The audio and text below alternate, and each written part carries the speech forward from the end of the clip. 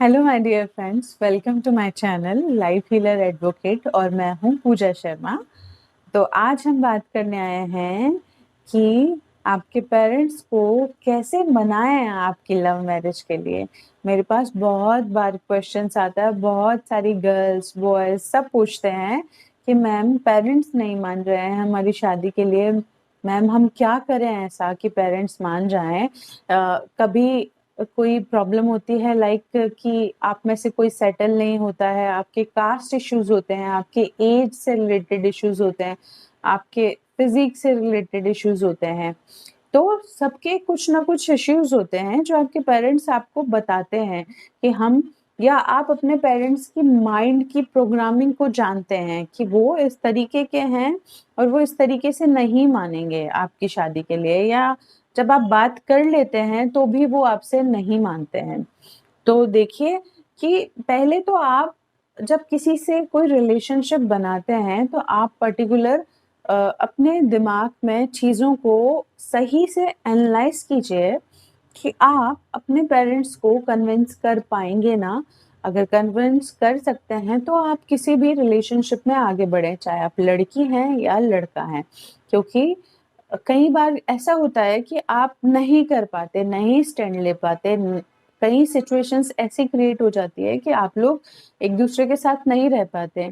तो आप में से अब दोनों का दिल दुखता है, अब दोनों हर्ट होते हैं, पर जो आगे मूव ऑन होता है और जो पीछे रह जाता है वो इंसान टूट जाता है। और जब वो टूटता है, बहुत बुरी तरीके से टूटता है, तो वो आपको चाहे दिल से कुछ कहे या ना कहे, तो भी उसकी जो दिल से निकली हुई जो बुरी चीजें होती हैं वो आपकी लाइफ में आती ही आती है। आपको कर्मा होता है, वो आपको भुगतना ही पड़ता है, चाहे वो इंसान आपको लाख ब्लेसिंग्स दे, लेकिन जो उसके हार्ट में पेन होता है, जो उसकी कंडीशनिंग होती है, माइंड की स्टेटस होता है, वो बहुत दुख देता है, दोनों को दुख देता है। तो उसके लिए तो आप लोगों को एक दूसरे को माफ करना होता है। तो जब ऐसी सिचुएशन ही ना आए, मैं ये सोचती हूँ कि ऐसी सिचुएशन ही नहीं आनी चाहिए। आप लोग थोड़ा अवेयर रहिए अपने कर्मास को लेकर। ठीक है, लाइक अब ये बात आती है कि आप भी राजी हैं और आपके पार्टनर भी राजी हैं, आप दोनों एक दूसरे के साथ चाहते हैं कि आप दोनों की शादी हो जाए। तो हो सकता है कि आपके पार्टनर के पेरेंट्स नहीं मान रहे हैं या आपके पेरेंट्स नहीं मान रहे हैं।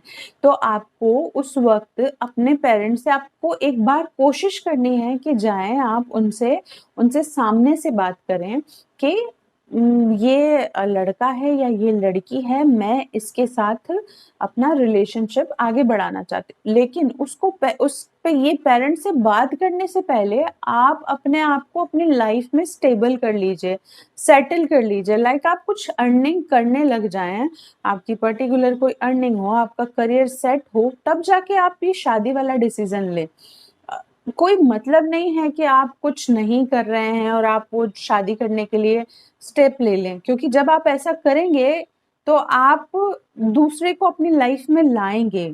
जब आप खुद ही स्टेबल नहीं हैं, आप खुद ही नहीं हैं, तो आपका जो प्यार होगा वो प्यार कहाँ चला जाएगा आपको पता भी नहीं चलेगा, और क्लैशेस होंगे, एक दूसरे से लड़ाई होगी, झगड़ा होगा।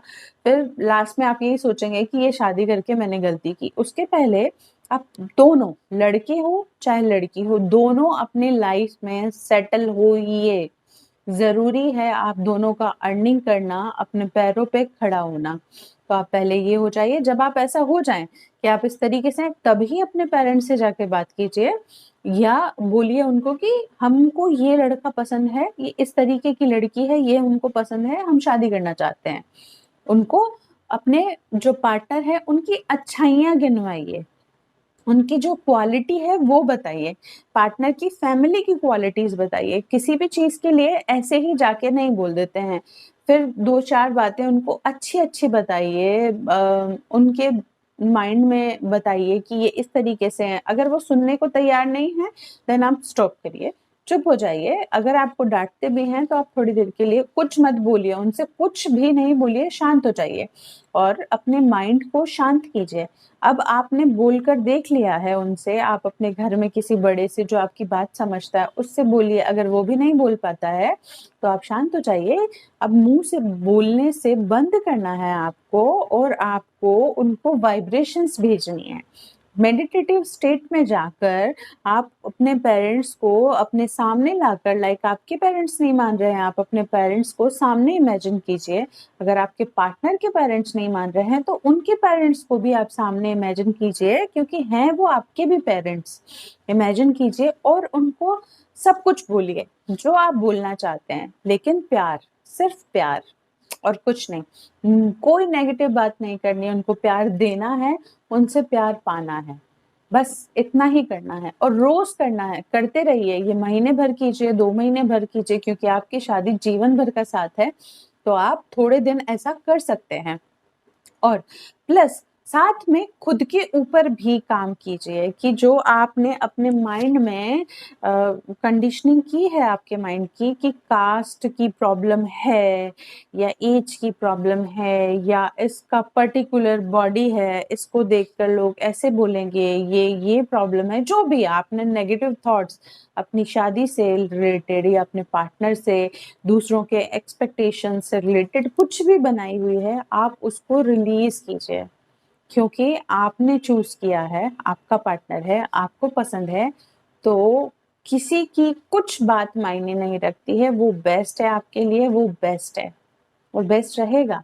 आपने जब इतना सोचा है कि आप उससे शादी करेंगे, इस एक स्टेप आगे बढ़ाएंगे अपने रिलेशनशिप को, तो आप एकदम फर्म रहिए अपने डिसीजन को लेकर अपनी लाइफ में, और अपने लाइफ से नेगेटिविटी को रिमूव कीजिए, क्योंकि आपकी क्लीनिंग भी बहुत ज़रूरी है, क्योंकि आप जो होते हैं वही आपको सामने से मिलता है। लाइक आप प्यार हैं तो आपको प्यार मिलेगा, आप नेगेटिविटी हैं तो आपको नेगेटिविटी मिलेगी, आप सक्सेस हैं तो आपको सक्सेस मिलेगी। लोगों की बात आप समझते हैं तो लोग आपकी बात समझेंगे। तो इस तरीके से आपको अपनी क्लीनिंग भी करनी है और साथ में पेरेंट्स को वाइब्रेशंस भी देनी है।